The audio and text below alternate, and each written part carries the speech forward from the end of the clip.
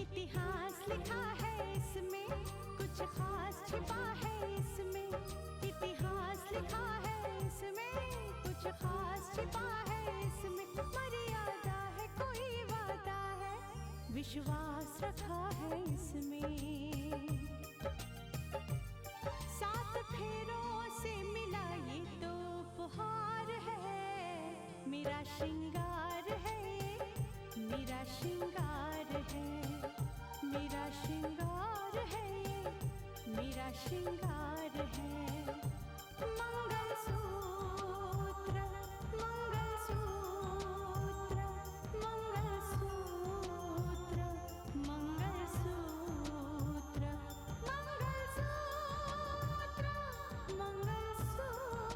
मंगलसूत्र, मंगलसूत्र,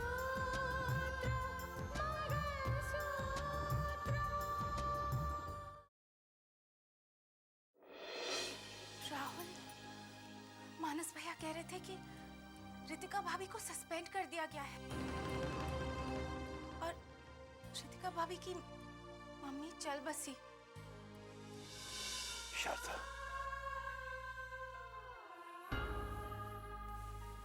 क्या गई कि इस घर की सारी खुशियां कफन में लपेट कर चली गई। अरे लेकिन मुझे अभी अभी फोन आया आपके अस्पताल से कि उसके शरीर में हरकतें हुई हैं और वो होश में भी आ सकता है। ना जाने इस घर को किसकी नजर लग गई है।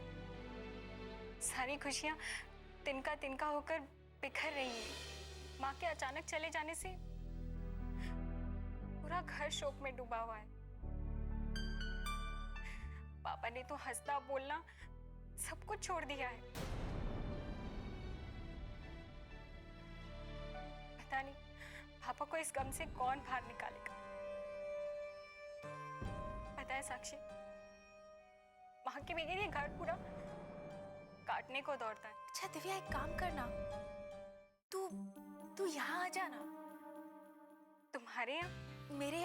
मेरे यहाँ मतलब मेरे ससुराल में। अब मैं तो वहां आ नहीं सकती, तो तुम ही आ जाओ दिव्या। हम दोनों बैठकर बातें करेंगे, तुम्हारा मन भी बहल जाएगा। ठीक है साक्षी, मैं देखती हूँ। देखती हो नहीं दिव्या, तुम्हें आना ही पड़ेगा। दिन भर घर में बैठे बैठे तुम्हें घुटन सी हो गई होगी। अब मैं तुम्हारा वेट कर रही हूँ, तुम आ जाओ दिव्या। हम दोनों बैठकर बात करेंगे, तुम्हें अच्छा लगेगा। थोड़े टाइम के लिए ही सही, पर तुम्हें अच्छा लगेगा। मैं तुम्हारा इंतजार करूंगी। ठीक है साक्षी, मैं शाम तक आती हूँ। Okay, bye Divya. बाय।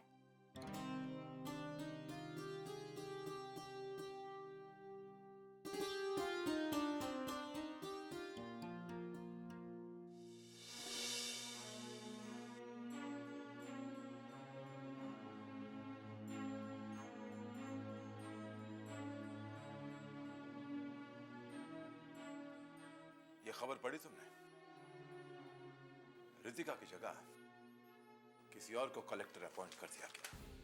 मुझे मालूम है पापा। मैं बार बार उससे समझाता रहा, बार बार आगाह करता रहा कि एक पोस्ट को हासिल करना सब कुछ नहीं होता, उसे बनाए रखना जरूरी होता है। अपनी काबिलियत से, अपने व्यवहार से। जज साहब, जितने सदमे रितिका को मिले हैं, भगवान किसी दुश्मन को भी ना दे। उन्हीं सदमों की वजह से उसकी ये हालत हो गई है। अपनी इस हालत की जिम्मेदार वो खुद है। आखिर कब तक आप उसे ही जिम्मेदार मानते रहेंगे? ठीक कहा। हर बात के लिए दीदी को ही जिम्मेदार क्यों ठहराया जाता है? पापा, दीदी को तो पहले से ही मालूम था कि माँ को बहुत बड़ा सदमा लगेगा। इसीलिए दीदी ने मुझे फोन नहीं करने दिया और उन्होंने कहा जब माँ घर पे आएंगी तब हम उनको ये बात आराम से बताएंगे। तो ये बात तुमने फोन करके क्यों नहीं कही उसे? शायद वो इस सदमे से बच जाती। ये भी तो सोचा जा सकता है कि काश उस वक्त आप दीदी पे ना भड़के होते तो। दो बार हमने इसे अपनी जिंदगी को समेटने का मौका दिया, 2 बार इसकी शादी करवाई, लेकिन सुहागन का जोड़ा इसे रास नहीं आया। शब्द इसे वही विधवा की सजा, वही विधवा लिबास पसंद है इसे। तुम्हारे कहने का मतलब ये है कि शारदा की मौत मेरी वजह से हुई है? नहीं पापा, मैं कुछ नहीं कहना चाहता। मैं बस ये कहना चाहता हूँ कि दीदी की हालत पर तरस खाइए। अक्सर सारी गलतियां गुस्से और जज्बात में आकर ही होती हैं, क्योंकि ऐसी हालत में इंसान सोचने और समझने की शक्ति खो बैठता है। और मुझसे दीदी की हालत नहीं देखी जाती। हाँ जज साहब, रितिका की हालत ठीक नहीं है, उसे संभालने की कोशिश की जानी चाहिए, वरना उसके साथ कुछ भी हो सकता है। मैंने खुद देखी है उसकी हालत अपनी आंखों से। दीदी ने कई दिनों से ना कुछ खाया है ना पिया है, और सब लोग उसी पे इल्जाम लगाएंगे तो उसको समझाएगा कौन?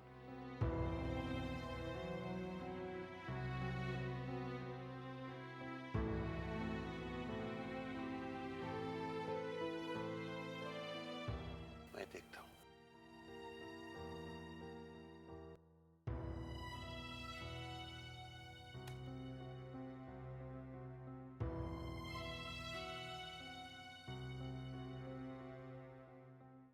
ये देखिए अंकल, क्या हालत बना रखी है इसने।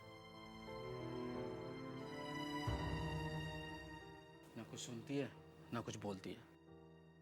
ऐसे लगता है जिंदा तो है, लेकिन जिंदगी जीना ही छोड़ दी इसने। और इन पर सदमे भी तो कम नहीं लगे।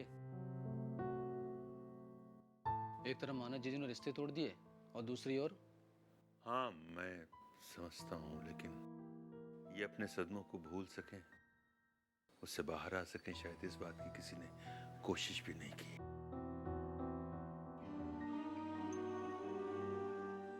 माँ की मौत, नौकरी का जाना, पति से पहले ही रिश्ता टूट गया।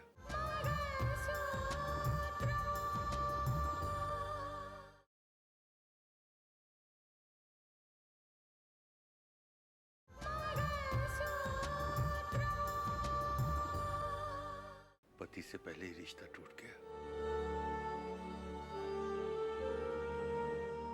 इससे बड़े सदमे और क्या हो सकते हैं? अंकल जी आप ही समझाइए ना पापा को। हाँ उन्हें तो मैं समझा लूंगा, लेकिन पहले इनको, रितिका बिटिया को समझाना बहुत ज्यादा जरूरी है। वो समझ नहीं रही हैं कि इनकी इस हालत की वजह से हर बात बिगड़ती जा रही है। और रितिका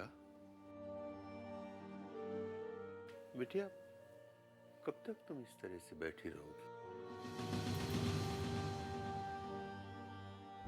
मैं जानता हूं तुम्हारे बारे में जो कुछ भी कहा गया वो गलत है, बिल्कुल गलत है।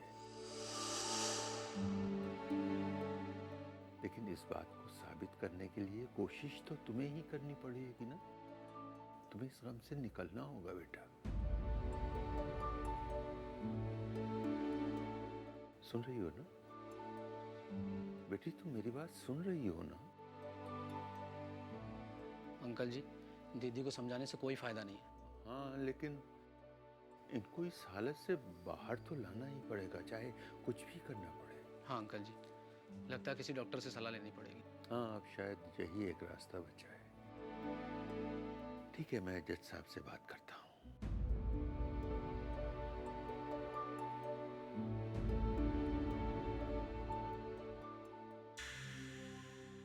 आखिर रितिका अपने अंजाम तक पहुंच गई। यही अंजाम होना था उसका, यही। ऐसी घमंडी औरतों का यही हशर होता है। मुझे समझ में नहीं आया, आप किस हशर की बात कर रहे हैं? रितिका को सस्पेंड कर दिया गया है।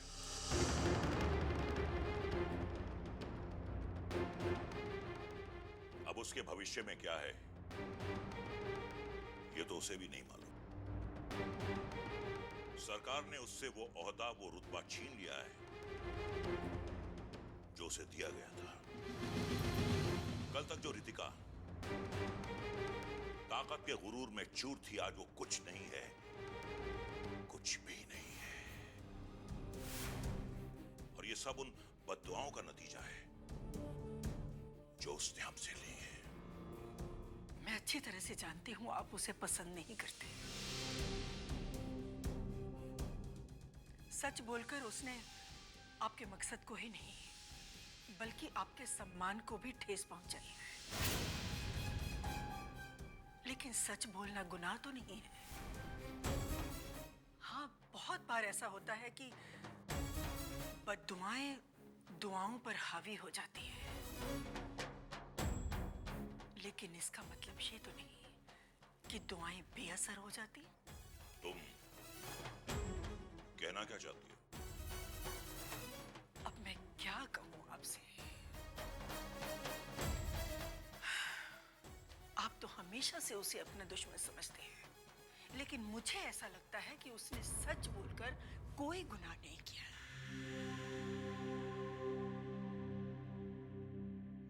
डैड, मैंने आप लोगों से कहा था ना कि मैं अपना खुद का बिजनेस शुरू करना चाहता हूं।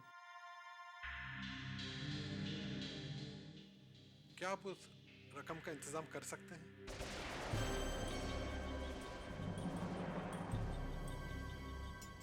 क्योंकि अगर इंतजाम हो सकता है तो ही मैं अपना कदम आगे बढ़ाऊं। क्योंकि डैड, कदम आगे बढ़ाकर पीछे हटाना किसी को भी अच्छा नहीं लगता। तुम्हें फिक्र करने की जरूरत नहीं है। हमारे पास जो कुछ भी है वो तुम्हारा ही तो है।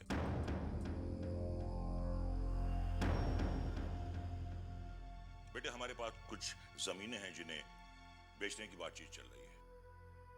अगर तुम चाहो तो अपना बिजनेस कर सकते हो। उन जमीनों को बेचने के बाद हमारे पास तकरीबन 2 से 2.5 करोड़ रुपया आ जाएगा। लेकिन जब तक उन जमीनों का सौदा नहीं होता बेटे, इंतजार कर। डैड, कुछ आइडिया है कि कब तक ये जमीनें बेचकर पैसे हमारे हाथ में आ जाएंगे?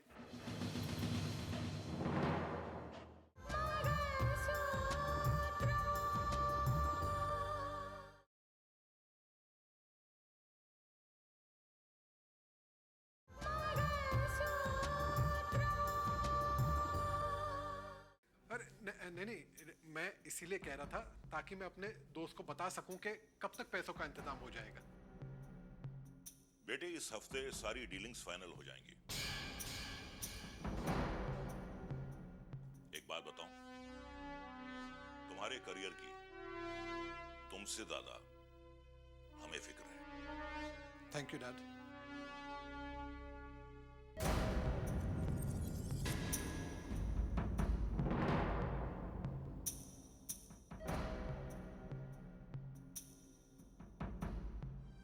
साक्षी बेटा, वो दिन सचमुच हमारे लिए कितनी बड़ी खुशी का दिन होगा जब मेरा बेटा गौरव हमारे बीच होगा, हमारे साथ होगा।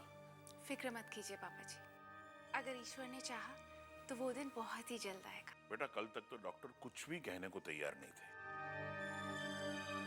लेकिन अब थोड़ी सी उम्मीद की किरण नजर आई है। डॉक्टर कम से कम ये उम्मीद तो जता रहे हैं कि गौरव के शरीर में जल्दी हरकत होगी और शायद वो होश में आ जाए। देखो साहब जी, मैं तो इस बात में जानू कि आपने अपनी पूरी जिंदगी में कभी किसी का बुरा तो कराया नहीं, तो फिर आपका ही क्यों बुरा हुआ? बहुत जल्दी खुशखबरी मिलने वाली है हम सब ने इस बात की।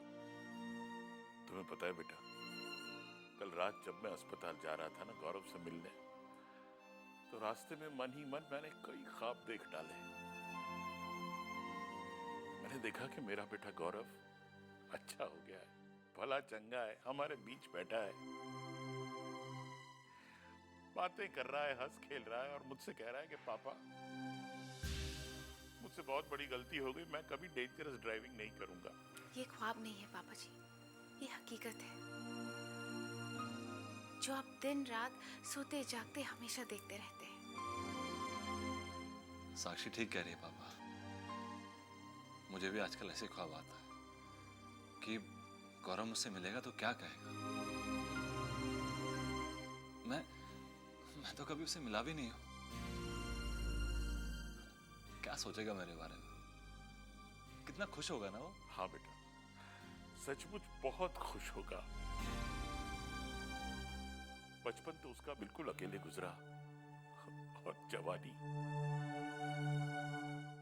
लेकिन अब मुझे यकीन है कि जब अस्पताल से वापस आएगा तो उसे एक पूरा हरा भरा परिवार मिलेगा।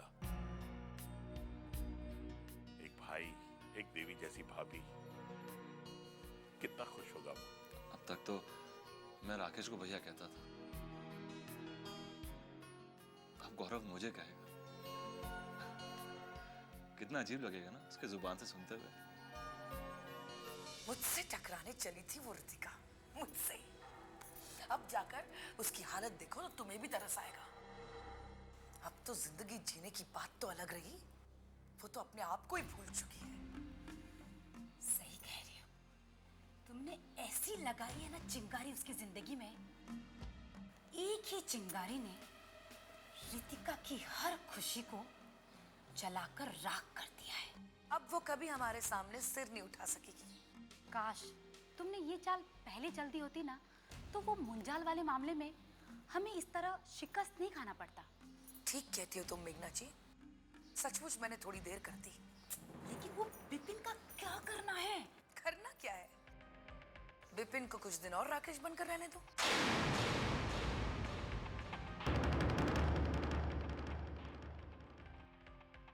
वो डरा हुआ है, उसे लगता है कि उसका राज कभी भी खुल जाएगा कि वो राकेश नहीं कोई और है। अगर सच कहूं तो वो एक दिन भी एसडीएम साहब के घर रहना ही नहीं चाहता। पहले ही सब कुछ हाथ से निकल चुका है और अब जो भी कुछ थोड़ा सा मिल रहा है उससे भी छोड़कर भागना चाह रहा है। तुम ही उसे समझाओ, वो और रुक जाए। तब तक वो रुके जब तक एसडीएम साहब वो मोटी रकम उसके हवाले ना कर दे।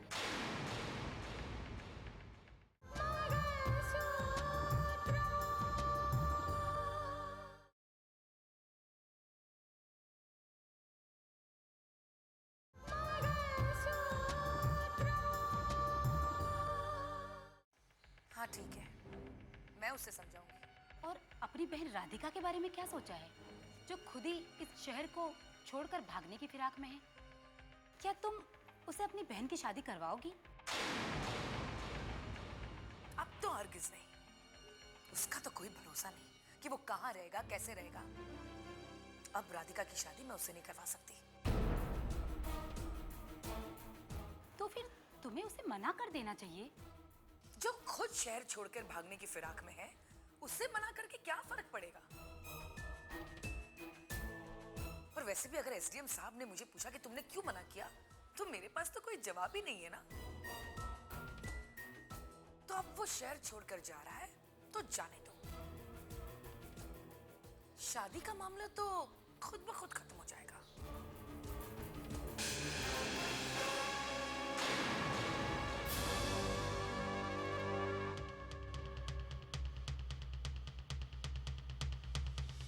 साहब, वैसे अपने गम का, अपने दुख का अंदाजा तो हर कोई कर सकता है, आपको भी है। पर मुझे तो आश्चर्य इस बात का हो रहा है कि आप अपनी बेटी के गम का अंदाजा नहीं कर पा रहे हैं। क्या हालत है उसकी, किस सदमे से गुजर रही है वो? मैंने आपसे पहले भी कहा था शिवराम जी कि अपनी उस हालत के जिम्मेदार वो खुद है।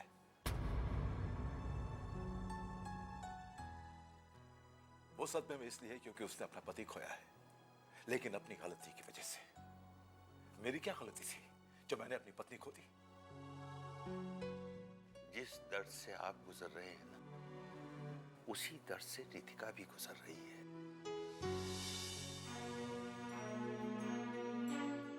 जैसा आपने अपना जीवन साथी खोया है, लेकिन उसने तो अपने जीवन साथी के साथ साथ अपनी मां को भी खो दिया है। अपना नाम, अपना रुतबा, अपने सपने, सब कुछ तो खो दिया है उसने। हाँ पापा, अब दीदी के पास रह ही क्या गया है?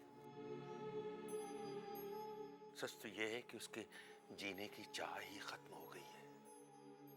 और जब जीने की चाह खत्म हो जाती तो आदमी जिंदा तो रहता है, लेकिन एक लाश बनकर।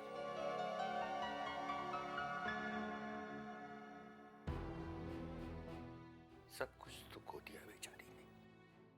क्या बचा है उसके पास? और हद तो यहां हो गई जज साहब कि सब कुछ खोने के साथ साथ उसने अपने परिवार वालों का विश्वास भी खो दिया, अपने बाप का प्यार खो दिया। आप बताइए क्या बचा है उसके पास? जी पाएगी वो? माना कि वक्त ने एक ऐसी करवट ली है, एक ऐसे मोड़ पर लाकर मुझे खड़ा कर दिया है कि पहले रितिका मुझसे नफरत करती थी और आज मैं उससे नफरत करता हूं शिवराम जी। हाँ, लेकिन एक बाप होने का फर्ज मैं जरूर निभाऊंगा, अपना फर्ज जरूर निभाऊंगा, लेकिन मैं अपने दिल को नहीं समझा सकता, अपने दिल को नहीं समझा सकता मैं शिवराम जी। जज साहब, बाप का फर्ज निभाने के लिए सबसे पहले आपको अपने दिल को समझाना होगा। दिल को समझाना होगा कि रितिका गुनहगार नहीं हो सकती, वो ऐसी बातें नहीं कर सकती है। और अगर आप अपने दिल को नहीं समझा सकते तो बाप का फर्ज निभाने में कहीं ना कहीं चूक हो जाएगी आपसे, क्योंकि ये दोनों बातें एक साथ नहीं हो सकती, जज साहब, नहीं हो सकती। आप कहना क्या चाहते हैं? बताइए ना मुझे, मैं क्या करूं, बताइए। जज साहब, सबसे पहले तो आप अपने आप को समझाइए, खुद को समझाइए आप, क्योंकि आपको एक बाप का प्यार देना है, बाप के प्यार का नाटक नहीं करना है आपको। उसके बाद किसी डॉक्टर को बुलाइए, रितिका बिटिया को डॉक्टर की जरूरत है, बहुत सख्त जरूरत है, उसकी हालत ठीक नहीं है जज साहब।